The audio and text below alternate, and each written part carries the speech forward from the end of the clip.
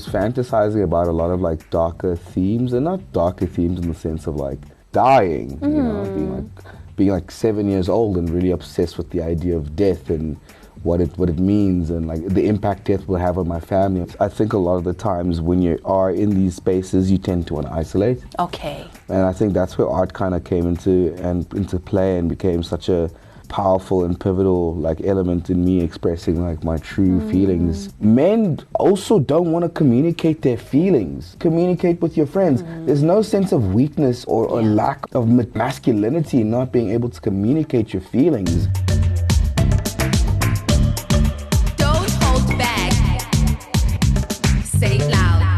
What's up, everybody? My name is Nozibele Qamngana-Mayaba. Welcome to Don't Hold Back. This is where we say it loud. We are on season 2. Thank you so much for your support. Now, let's talk about mental health, anxiety, depression. We must be very honest that in some communities, this is very much frowned upon. We're still having difficult conversations around understanding what mental health is. You know, I was reading a story recently where a pregnant lady committed suicide because they could not understand what was wrong with her. They did not understand that she was struggling with mental health. Today I'm very excited because we are hosting South African artist, apparently is known as the African Ginger. I want to know the story behind that. Please welcome Seth Pimentel. Thank you for having me. Thank you so much for coming through. Seth, before we get into the topic for today, we have a segment of the show where I ask a guest to bring a snack. Now, don't tell me the story behind the snack, but just tell me what you brought. I got a lunch bar.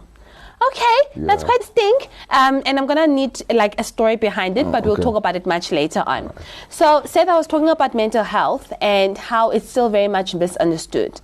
You know, when I was doing my own research about your own journey and how you have basically embraced your journey and your experience and expressed it through your own art.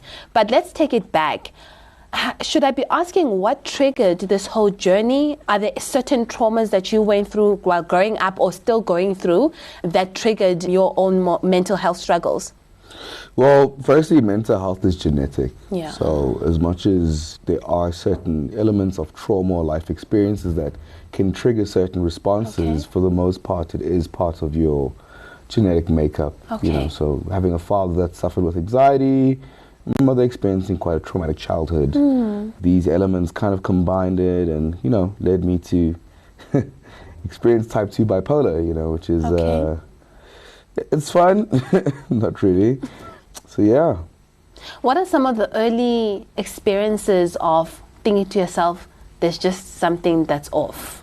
I mean, if I can be really honest with you, it was fantasizing about a lot of like darker themes, and not darker themes in the sense of like what I would do to others, but more on what would be done to me, like fantasizing on like dying, you know, being like 7 years old and really obsessed with the idea of death and what it means and like the impact death will have on my family and my relatives, you know. For me, I was like, no 7-year-old should, at the time you just don't know because you're not really vocalizing these thoughts or you're not really vocalizing your interactions with people. But yeah, only when I got to like high school that I realized that that's just weird. People don't do that. And then, you know, I got diagnosed, but I was misdiagnosed, of course, with just general depression and severe anxiety. And then I went through my early 20s taking the wrong type of medication, which kind of worsened my mental state. Sure. So only until recently, within the last year, that I've been properly diagnosed. So all this time you were incorrectly diagnosed and you were taking not the medication that you should be taking. Yeah, well, I actually stopped taking medication as a whole because of my misdiagnosis, because it was just so intense, you know. Was it heightening the whole, you know? I mean, yeah, some medications would have a negative effect on my body, some would have a negative effect on my mental health. So I would take an anti-anxiety, but that anti-anxiety would actually spark more depressive episodes. You know, it was like a cycle. But I'm happy where I'm at now, you know. That's good. I'm happy to hear that. For sure.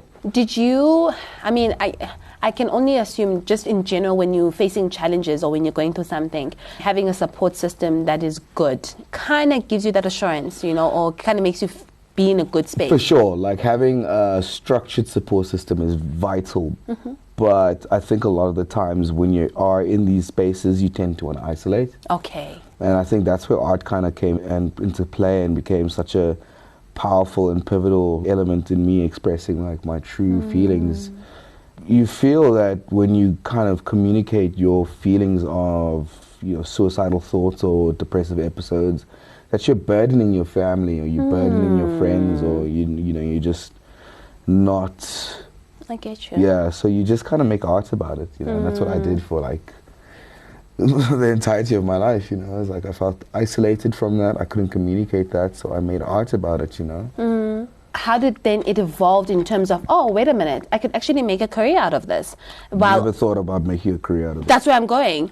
Society told me from the jump that I'll never have anything from this career, but it's an itch in the back of my mind that I couldn't scratch, that I never belonged in a corporate space. I had a job for like 7 days and I got fired.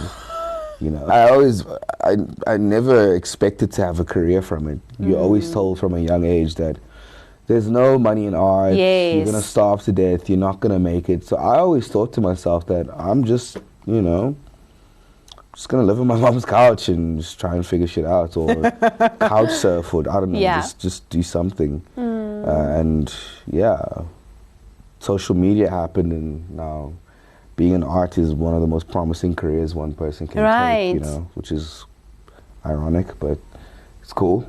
What do you mean about social media? What happened? Did you start showcasing your art there? Yeah, I mean, I think everybody started showcasing their work. I think in the earliest spaces of social media, especially early Instagram, like 2013, 2014 Instagram, was solely dedicated to communicating artistic expression. Instagram wasn't just this monetary valued space where, you just take pictures for the sake of posting for brands. It was actually like posting pictures of your interests, or sharing your music, or sharing your art. It was a real platform that actually was focused on creative expression.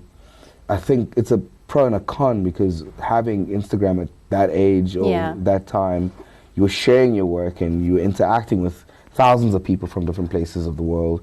As time progresses, you just build like a community and you build an audience, and you fast forward and then you have a bunch of followers and you're verified on Instagram, and social media played a big role in defining a lot of artists' careers. A lot of people are here because of social media. There's nothing wrong with that. It's pretty rad, Yeah. Now let's be honest and realistic, right? Someone who's watching this, you've reached a certain level of success through your art journey. But we have to be realistic that there is an artist that's there that's still struggling to get to the success that you've had. Looking back, would you still advise someone to go through or explore this career path, a young person that is passionate about it, but it's still not I mean, we come from very disadvantaged homes. We don't have the opportunity or the platform or the chance for us to explore. Do you get what I mean? We need to go to university or whatever, get a job and take care of our families. But there's that itch, there's that urge. So if you had to speak to someone, would you still say they can explore? And if they do, how do they get it right? There's no right or wrong answer. There's also no right way to do it. I think the most important thing to do is that if you can't breathe without it, don't do anything. A friend of mine just moved back from Thailand, and he was working as an English teacher for 7 years. And he said to me he felt so unfulfilled with doing what he did. He followed the path, he did the university route, or he got the job that paid. He did all the right things to secure a good life, and when he came out of it, he just hated it. Yeah. It's about the passion. It's also your life. Don't live it for other people's sake. I mean, it's easier saying this because I've been living my life for myself. I stopped living my life for my parents a long time ago. But that's also because I fought for that. Yeah. And I had to really break a lot of generational curses in order for me to live this life of mine. But not like that. What I'm trying to say is that it's doable if you want to make a career out of art. You just need to work 24 times better. Like, you don't work 9 to 5, you work 24/7. You have to be willing to take on really bad jobs that pay you like 2,000 Rand. And then there's jobs that's going to pay you 70,000 Rand. You have to be willing to take on these jobs. You're going to have to be willing to fight for your life. And if you want it bad, you're going to have to make it work. You will make it work. Yeah. You will. But a lot of people that I think that's what defines an artist from just someone that's interested in art. Yeah. If you're interested in art, you'll always be like, ugh, I like art, but you know what? I can always just become like a pediatrician. Mm-hmm. An artist will always create no matter what. Yeah. You know, it's who they are. It's not a phase. It's not an aesthetic. It's not a trend. It's who you are. It's quintessentially what you want to do. So if you really are an artist, you'll find a way to make your career work. Let's talk about your expression in art, and also just the element of dealing with mental health and pouring your heart out, and using art as a way, as a coping mechanism, if I can say that. But I'm quite interested because, for example, when I'm not an artist, I just like really nice art that looks nice. But how do you find the balance with the art not looking so dark, considering you may not be in the best space when you were making that art? It's just expression. It being dark is just what you were feeling at time and space. You should never make art to fit a certain aesthetic. I like that. Or to fit a certain bracket. You just pigeonhole yourself. I like that. You just put yourself in a little bubble. Art is, like I said, it's expression. You're meant to create as much as you can. There was a conversation a few artists were having about the idea of aesthetics, and that if an artist creates a certain aesthetic and is consistent with that aesthetic, does that become a style? Yes, it does. But also an artist can create dozens of works that aren't aesthetically relevant and completely different from each other, but still quintessentially be good and still be a style because they're from the artist. So when you're creating work, don't worry about making something dark or making something light, or if you're creating work and you want to speak to an audience, that piece was meant to, even if it was meant to relate to one person, it's doing its job, you know. So don't worry about aesthetics, just keep on making. You know. Nice. Seth, before we continue, I just want to play a quick game with you. We call it rapid fire questions. Okay. So I'm going to ask you a couple of questions. Don't think too much about it. 10 seconds or less. Okay. Okay. So first question, which comic superhero would you be?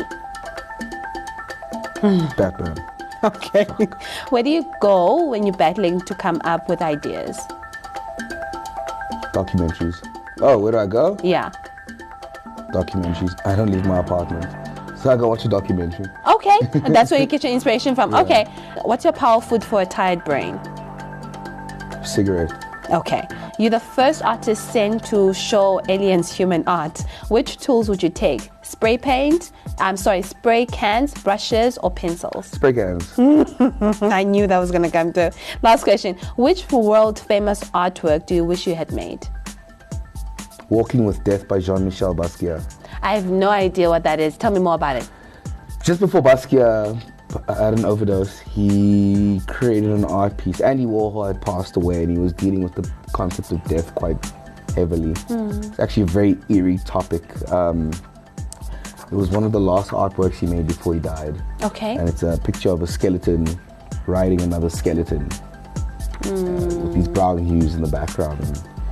And it's just one of the most powerful paintings I've ever seen in my life. Wow. But not only because of what the theme is, but it's eerie because after creating that artwork, he died. So it's like, did he manifest his death or did he predict it, you know? Okay. Yeah, okay. But if I could, I would have 100% made that. That or... no, probably that. Yeah. Seth, I want to ask, do you feel we have addressed mental health, particularly when it comes to how it affects males in South Africa, or just generally, actually, not only in South Africa? You know, to be honest with you, I'm kind of tired of this conversation of, you know, men, we like, oh, men's mental health is an issue. Men should communicate with each other about our issues. There's this constant thing that I see on TikTok where it's like, you know, male loneliness has increased by 63%, and male suicides are like the highest in the world. Like, I understand these statistics. I am a man. I know what it's like. But men also don't want to communicate their feelings. Go to therapy, my guy. Go take meds. If you can afford to, do it. If you can't afford to, communicate with your friends. There's no sense of weakness or lack of masculinity in not being able to communicate your feelings. I find it so irritating that Men will vocalize and vocally complain about, I am so depressed. I have no one and I have nothing. But they will ignore communicating those feelings to their closest friends. They would rather drink those feelings away, or they would rather fight those feelings away, as opposed to just doing the most human thing and communicate. Just communicate. Yes, I know we suffer with mental illness. I have bipolar. I suffer with battling suicidal ideas, but I go to therapy. I take meds. Yes, it's not cheap. I budget for it. I put a large amount of money away for my therapy per month and for my meds, It's not easy, it's not cheap, but it's vital. It's what makes me function in society easily, So yeah, I hear this all the time, and I think people always want to feel like a sense of pity for men, because like, oh shame, like, damn, like he is going through so much. I am a man. I am going through it. Just vocalize your feelings. Women have a tendency to do that, Women are vocal with their feelings towards each other. Yeah. And why can't we do the same thing? Yeah. And that's the only way it's going to change. And because literally I can't do anything about it. Yeah, and I can't trauma dump on my girlfriend, you know what I mean? Like, every time I'm feeling upset, I vocalize all these things to my partner. She's not my therapist. You know what I mean? I have to seek professional help if I want to get better. I can't get into a relationship, trauma dump on my partner, expect her to fix all my problems. It's just I think what I'm getting is there's a level of being proactive about you, and also prioritizing 100%. Yourself 100%. And taking responsibility 100%. of your own health. 100%. That needs to be there, and that's how we change the narrative. Because like I can tell you now, prior to going to therapy, I was on the same breath, I was very like, it sucks being a man, there's so many social pressures, there's so many small nuanced experiences that we have to go through that we don't ever experience, we don't ever get to vocalize. We just say it is what it is. And then I started going to therapy and I'm like, oh dude, nah man, like, it's not what it is. You don't have to say it is what it is. You can actually say, damn, that actually affected me in a negative light, I'm not comfortable with that, and move on from it or work it through, No, I love that. I really, honestly, the proactiveness, taking responsibility for your own health, and that's how we change the narrative once again. So just before we get into the snack, there's one more question that I wanted to ask. You work with a lot of brands, like big brands. Right. But still, what will be your ideal or dream project? To create my own Air Max 1 with Nike. Okay. Yeah, it's my favorite shoe, it's my favorite silhouette, and I've been working very closely with Nike for a couple of years now. Nice. Fingers crossed that I can actually do this project one day. Nice. Yeah. You know why I like the particular brand and also excited about that potential project, I'm going to say potential project, is because there's also a level of storytelling that comes with such a project. I don't know if you know Karabo Poppy, right? No. I don't know. She's an amazing South African illustrator, and I'm privileged enough to call her like a very close friend. Yes. But she is the only African to have designed her own sneaker for Nike. She designed a whole series of silhouettes for the Air Force One. Wow. So there was like multiple combinations of like, it was Nike ID. So she had like set designs, and you could combine these designs to create your own sneaker. Yeah. But it was customizable through the Nike ID website. So there was like dozens of possibilities that you could create your own sneaker. Yeah. But at the end of the day, it was still her work. And no one ever speaks enough about like how amazing and how impactful that project was, not just on her, but the South African illustration community as a whole, you know?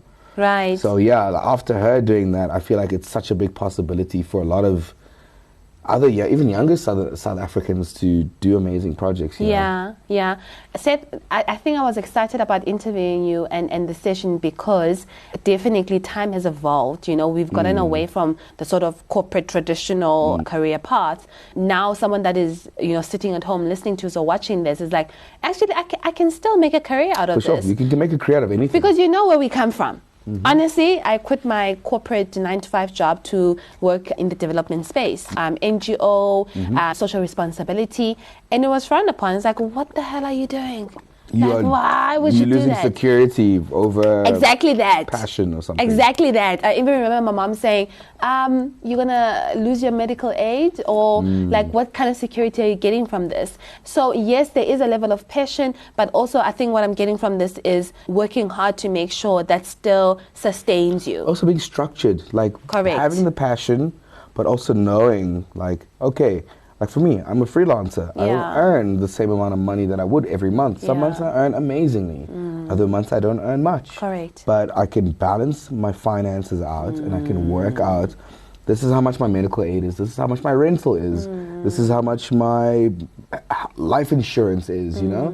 These small things that you can still take care of yourself without having to have a 9 to 5, you know? It's just working smart and being structured. Yeah. And that's the most important thing, because I think we all get caught up in the fantasy and the amazing part of like, you've been doing this on your own and this is amazing, but then there's also like a big level of like responsibility that you have to take, you know, like just be careful. I love and that. like there's a level of structure that still needs to be there, even with your passion. Even with your passion. I think more so yes, than ever. Right? With a corporate job, you don't have to be structured. You don't, I mean, you can, but there's already structure in place.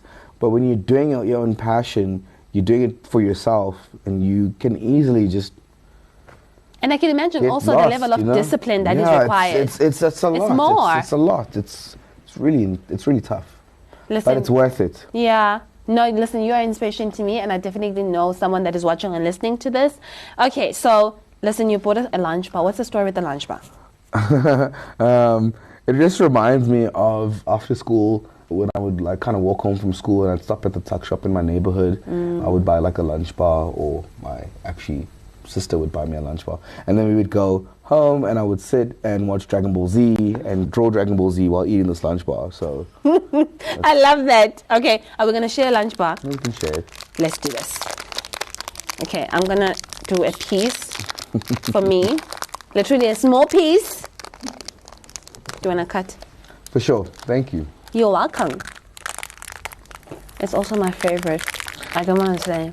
Yeah, I was very like, oh, I don't like them. They got nuts and stuff. And then I just decided to actually have one. But it wasn't like these long ones. It was more like the really small ones. Yes. So always those like really small ones. You get like 2 of those and you're just like in your bag. Oh, gosh, it does taste good. After not eating anything sweet for a couple of days, that does really hit the spot, eh? Yeah, it does. Seth, once again, thank you so much for coming through. I really appreciate it. Thank you for Thank you for telling us your journey, and I wish you that project. Thank you so much. I want that project for you. And when you get that project, I want you back to tell us all about it. No, for sure. Thank you so much, Seth. Thank you, guys. Guys, that is where we leave it for today. Thank you so much for joining us.